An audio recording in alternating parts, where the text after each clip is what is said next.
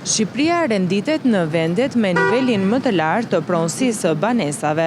Shumë familje kanë preferuar që të investojnë në ndërtim dhe apartamente, duke e kthyer pasurinë e paluajtshme në një nga shtyllat kryesore të ekonomisë familjare. Ky fenomen vëret qartë edhe në qytetin e Korçës, ku familjet e konsiderojnë posedimin e një banese si një domosdoshmëri.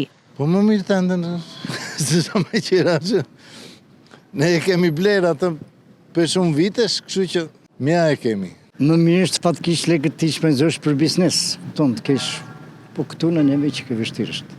Është më në të vjetër kjo, nuk është sot shqiptarit e ka pat gjithmonë që të ketë një ta kesh shpinë e ti. Investimi në banesa mbetet një zgjedhje e preferuar për shqiptarët, megjithatë lind pyetja, nëse ky model tradicional po ndiqet me të njëjtin ritëm edhe nga brezi i ri. Po të rinjt, mendoni që ka ndryshuar këtë mend? Ka ndryshuar shumë.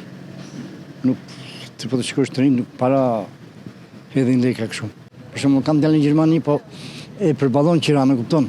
Kurse këtu me 300.000 lekë rrobë si do e mbulush Tiranë. Tradicionalisht shqiptarët kanë pasur pasurinë e paluajtshme si formën më të sigurt të kursimit, veçanërisht në mungesë të alternativave të zhvilluara financiare. Për këtë arsye, investimet në ndërtim dhe blerja e apartamentesh kanë zënë një vend të rëndësishëm në ekonominë familjare, duke ndikuar dhe në zhvillimin urban të qyteteve.